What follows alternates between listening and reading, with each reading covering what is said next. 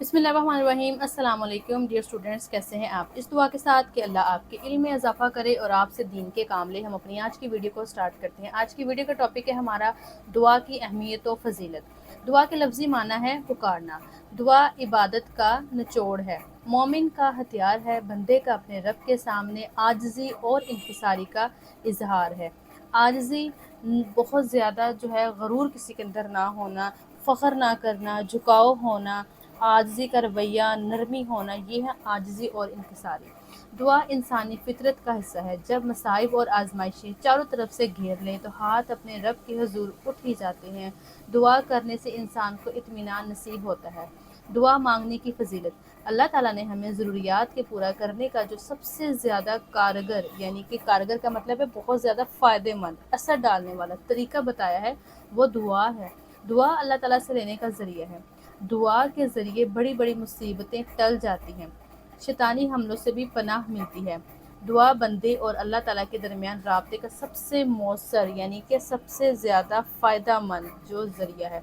अल्लाह का इरशाद है, सूरत बकरा की आयत है 186, मैं हर दुआ करने वाले की दुआ कबूल करता हूँ जब भी वो मुझसे दुआ करे। दुआ एक इबादत है। रसूलुल्लाह सल्लल्लाहु अलैहि वसल्लम ने फरमाया, दुआ ही इबादत है। जामे तिरमिज़ी की ये हदीस है। रसूल अकरम सल्लल्लाहु अलैहि वसल्लम का फरमान है, जो अल्लाह ताला से नहीं मांगता अल्लाह ताला उससे नाराज़ होता है। हदीस से ये बात वाज़ेह होती है कि आदमी को अपनी सारी हाजतें अल्लाह ही से मांगनी चाहिए, यहाँ तक कि अगर जूते का तस्मा भी टूट जाए तो वो भी अल्लाह ताला ही से मांगे। अगर नमक की ज़रूरत हो तो वो भी अल्लाह ताला ही से मांगे।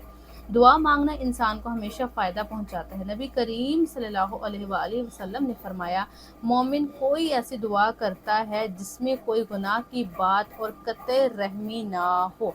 कतई रहमी का मतलब है रहम के ताल्लुकात तोड़ना या रिश्तेदारी ख़त्म करना। तो अल्लाह ताला की तरफ से इसको 3 चीज़ों में से कोई एक चीज़ ज़रूर अता होती है। जो मांगा हो वही इसको अता कर दिया जाता है। इसकी दुआ को आखिरत के लिए ज़खीरा कर दिया जाता है। आने वाली कोई मुसीबत और तकलीफ़ इसकी दुआ के बायस रोक दी जाती है। मसलन अहमद की हदीस है। अच्छा, ये आपको मैं बताऊँ, देखिए जैसे जामिया तिरमिज़ी हमने पढ़ा, सही मुस्लिम, ये मसलन अहमद, इस तरह की जब बुक्स के नेम आए तो इसका मतलब होता है कि रसूलुल्लाह की किताबें, जो हदीस की किताबें हैं, उनके नाम लिए गए हैं, इनमें ऑथेंटिक हदीस होती हैं। दुआ की कबूलियत और आदाब। दुआ मांगने से पहले हमें अल्लाह ताला की हम्द व सना बयान करनी चाहिए, दुरूद शरीफ पढ़ना चाहिए। जैसे कहा जाता है कि अल्लाह के जो खूबसूरत नाम हैं, जैसे रहमान, रहीम, ये मैंने वैसे कहीं पढ़ा था कि अगर हम जब दुआ करें, एक तो जैसे ला इलाहा इल्ला अंता सुब्हानका इन्नी कुन्तु मिनज़ ज़ालिमीन, उसके शुरू में ये पढ़ें, उसके बाद में अल्लाह का नाम का जो उनको रहमान है, रहीम है, इस तरह के अल्लाह के नाम लेके जब हम दुआ करें तो दुआ की कबूलियत के जो है वो चांसेस मज़ीद बढ़ जाते हैं। दुआ के आखिर में भी दुरूद शरीफ पढ़ना चाहिए। दुआ के शुरू और आखिर में दुरूद शरीफ पढ़ने वाले की दुआ कबूल होती है। दुआ जब भी मांगी जाए तो पूरे यकीन और उम्मीद से मांगी जाए कि अल्लाह ताला इसको ज़रूर कबूल फरमाएगा। दुआ आजिज़ी और इंकिसारी से करनी चाहिए। अल्लाह ताला का इरशाद है, अपने रब से गिड़गिड़ाते हुए और चुपके चुपके दुआ मांगो। अगर मुमकिन हो तो दुआ किबला रुख होकर और बावजू होकर मांगनी चाहिए। रिश्तेदारों से कतई ताल्लुकी करने वाले और हराम खाने वाले की दुआ कबूल नहीं होती। कतई ताल्लुकी यानी कि रिश्तेदारों से रिश्ता तोड़ने वाले। दुआ की कबूलियत के बारे में जल्दबाजी से काम नहीं लेना चाहिए। हमारा काम दुआ मांगना है। अल्लाह ताला जब चाहेगा और जैसे चाहेगा दुआ कबूल फरमा कर अजर अता फरमा देगा। हमें सारी इंसानियत के लिए दुआ मांगनी चाहिए। देखिए, इसमें अगर हम थोड़ा सा सबक यहाँ से देखें, अगर हम हज़रत यूसुफ़ अलैहिस्सलाम को थोड़ा सा रिकॉल करें, हज़रत यूसुफ़ अलैहिस्सलाम के बारे में, जैसे कि उन्होंने 5 मरतबा दुआ की मगर अल्लाह ने फ़ौरन उनकी दुआ कबूल नहीं की। देखिए, उन्होंने दुआ की पहले नंबर पे कि अल्लाह उन्हें कुएँ से निकाले। जब उनके भाइयों ने उन्हें उसमें फेंक दिया तो उनसे वो रहम की भीख मांगते रहे मगर कोई फ़ायदा ना हुआ। अगर अल्लाह उन्हें फ़ौरन निकाल देता तो उनके भाई वाकई उन्हें कत्ल कर देते जैसा कि वो चाहते थे। फिर दूसरा एक मौका क्या आता है कि जब उन्हें दुआ की थी कि अल्लाह उन्हें इस्माइल कबीले के काफ़िले से बचा ले जिन्होंने उन्हें ग़ुलाम बनाकर बेच दिया। अगर अल्लाह उन्हें बचा लेता तो वो तन्हा सहरा में भटकते रहते। ठीक है। फिर एक नंबर 3, जब उन्होंने दुआ की थी कि अल्लाह उन पर लगे झूठे इल्ज़ाम से फ़ौरन उन्हें बरी कर दे जो अज़ीज़ मिस्र की बीवी ने उन पर लगाया था। अगर ऐसा हो जाता तो वो हमेशा एक ग़ुलाम ही रहते और कैद खाने ना जाते, जहाँ उनकी मुलाकात वो फ़िरौन के एक जो साकी था यानी कि उससे हुई। پھر انہوں نے ایک پھر موقع آیا نمبر 4 پہ، انہوں نے دعا کی کہ اللہ انہیں قید سے فوراً نجات دے دے۔ اگر ایسا ہو جاتا تو وہ واپس عزیز مصر کے گھر ایک آزاد غلام کے طور پر چلے جاتے، مگر انہیں بادشاہ سے ملنے کا موقع نہ ملتا۔ پھر نمبر 5 پہ پھر انہوں نے دعا کی جو قبول نہیں ہوئی۔ انہوں نے جو ساقی تھا جو ان کے ساتھ ہی جیل میں تھا، اس سے کہا کہ فرعون کو ان کا ذکر کرے۔ فرعون بیسیکلی بادشاہ کو اس ٹائم پہ کہا جاتا تھا، تاکہ وہ رہا ہو سکے۔ اگر وہ جو ساقی تھا فوراً بتا دیتا تو بادشاہ شاید انہیں رہا کر دیتا اور وہ مصر میں ایک عام آدمی کی طرح روزگار کی تلاش میں گھومتے پھرتے، یہ شاید اپنے والد کے پاس جا کر کسان بن جاتے۔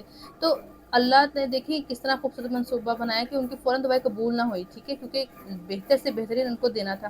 تو یہ اس طرح سے جو ہے وہ ہمیں جلد بازی سے کام نہیں لینا چاہیے۔ اللہ بہتر جانتا ہے کہ ہمیں کب اور کیسے عطا کرنا ہے، ٹھیک ہے۔ ہمیں ساری انسانیت کے لیے دعا مانگنی چاہیے، کیونکہ جو شخص دوسرے کے لیے دعا کرتا ہے اللہ اس کی دعا کو قبول فرماتا ہے۔ دعا صرف جائز کام کے لیے مانگنی چاہیے، ناجائز کاموں کے لیے دعا مانگنا سخت گناہ کی بات ہے۔ سب سے زیادہ جامع یعنی کہ مکمل دعا قرآن مجید میں نازل ہونے والی اس دعا کو قرار دیا گیا ہے، اے ہمارے رب ہمیں دنیا میں بھی بھلائی عطا فرما اور آخرت میں بھی بھلائی عطا فرما اور ہمیں آگ کے عذاب سے بچا لے۔ حضور اکرم صلی اللہ علیہ وآلہ وسلم نے مختلف دعائیں سکھائی ہیں، ہمیں اپنی زندگی میں برکت کے حصول اور برائی سے حفاظت کے لیے ان دعاؤں کا خصوصی اہتمام کرنا چاہیے۔ ہمیں اپنے ایمان کی سلامتی، دنیا آخرت میں کامیابی، ماں باپ کی زندگی، عافیت و تندرستی، مسلمانوں کی بھلائی، حفاظت، عزت اور جو عافیت ہے اس میں سلامتی ہی آتی ہے، ٹھیک ہے، اس کا معنی اور ترقی کے علاوہ پاکستان کی سلامتی اور بھلائی کے لیے دعا بھی کرنی چاہیے۔ اچھا، جیسے میں ایک اور چیز میں نے آپ کو بتائی کہ اللہ کے نام لے کے دعا کریں، ان کو پکاریں اللہ کو۔ اسی طرح سے یہ بھی کہا جاتا ہے کہ بیسیکلی جب ہم سجدے میں اللہ کے قریب ہوتے ہیں، ہمیں تب سجدے میں دعا مانگنی چاہیے اللہ تعالیٰ سے۔ اور سیکنڈ، جب ہم اتحیات پہ بیٹھتے ہیں، درود پاک پڑھتے ہیں، درود پاک کے فوراً بعد کہا گیا ہے کہ جتنی ہو سکتا ہے آپ دعائیں مانگیں۔ ہم جیسے بیسیکلی ربی جعلنی مقیم الصلاۃ ہم وہی پڑھتے آ رہے ہیں، تو درود پاک کے بعد جتنی ہو سکتا ہے دعاؤں کا اہتمام کریں، یاد کریں اور وہ کریں، کیونکہ اس ٹائم پہ دعا مانگنا بہت زیادہ کہا گیا ہے، ٹھیک ہے جی۔ اب ہم یہاں پہ ایم سی کیو اس کو دیکھ لیتے ہیں۔ یہاں پہ جو ہے دعا کا لفظی معنی کیا ہے، ہم نے پڑھا ہے دعا کا لفظی معنی پکارنا، تو یہ بیسیکلی یہ رکنا ہے، میرے بیبی یہاں پہ بائی مسٹیک آ گیا تو آپ نے یہاں پہ لکھ لینا ہے پکارنا، تو یہاں پہ یہ رکنا نہیں آئے گا۔ سیکنڈ ہے مومن کا ہتھیار ہے، مومن کا ہتھیار ہے دعا۔ دعا مانگنے کی بہترین کیفیت ہے عاجزی، دعا قبول نہیں ہوتی حرام کھانے والے کی۔ ہمیں دعا مانگنی چاہیے، صرف کس کے لیے نہیں، ہمیں ساری انسانیت کے لیے مانگنی چاہیے۔ اب دعا کا کیا معنی ہے، اور پہلا سوال ہے، دوسرا ہے دعا کی فضیلت پر ایک آیت قرآنی کا ترجمہ لکھیں اور دعا کی فضیلت پر ایک حدیث مبارکہ کا ترجمہ لکھیں۔ تو میں ان تینوں کے اکٹھے ہی آنسر دیکھ لیتی ہوں۔ اچھا، ہم نے جانا ہے پیج نمبر جو ہمارا فرسٹ ٹائٹل ہے، دعا کے لفظی معنی ہے پکارنا، ٹھیک ہو گیا، پہلے کا آنسر آ گیا۔ دعا کی فضیلت کے بارے میں ایک آیت کا ترجمہ، یہ آگئی فضیلت آیت کہ دعا کرنے والے کی دعا قبول کرتا ہوں جب وہ مجھ سے دعا کرے۔ کوسچن نمبر 2 کا آنسر ہے یہ دعا کی فضیلت کی آیت، ٹھیک ہے۔ کوسچن نمبر 3 تھا دعا کی فضیلت کے بارے میں ایک حدیث کا ترجمہ۔ اب یہاں پہ دیکھیں آپ کے پاس یہ حدیث آتی ہے جامع ترمذی کی، یہ بھی حدیث ہے، یہ بھی حدیث ہے، یہ بھی حدیث ہے۔ اب اگر آپ چھوٹی کرنا چاہتے تو بے شک آپ یہ کر لیں، ٹھیک ہے، یا تو آپ یہ بھی کر سکتے ہیں اسٹوڈنٹس، یا آپ یہ نیچے والی بھی، دونوں حدیث ہیں، آپ نے ایک کا ترجمہ لکھنا ہے، آپ کو دونوں میں سے جو سوٹیبل لگے، چاہے اوپر والی چاہے نیچے والی، جو آپ کو ایزی لگے آپ نے وہ کوسچن نمبر 3 کا آنسر لکھ لینا ہے، ٹھیک ہے جی۔ اچھا، کوسچن نمبر اب ہمارے پاس 4 ہے، دعا کے دوسروں کے لیے دعا مانگنے کا کیا فائدہ ہے اور دعا کس یقین کے ساتھ مانگنی چاہیے۔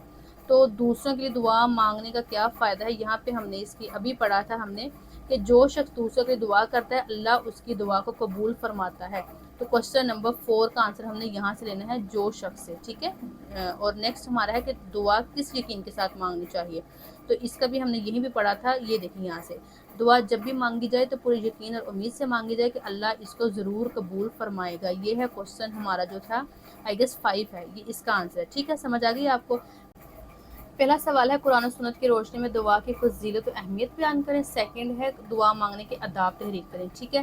تو ہم سب سے پہلے دعا جو ہے اس کی قرآن و سنت کی روشنی میں اہمیت اور فضیلت دیکھ لیتے ہیں۔ اس کا اسٹوڈنٹ آنسر جو آپ نے کرنا ہے وہ آپ نے کرنا ہے یہاں سے، ٹھیک ہے جی۔ دعا کی معنی پکارنا ہے، یہاں سے لے کر آپ نے اس کا آنسر جو ہے وہ لے کے جانا ہے لاسٹ پیج تک، ٹھیک ہے، جو کہ یہاں تک آپ نے اس کا آنسر کرنا ہے فرسٹ لانگ کا، ٹھیک ہے۔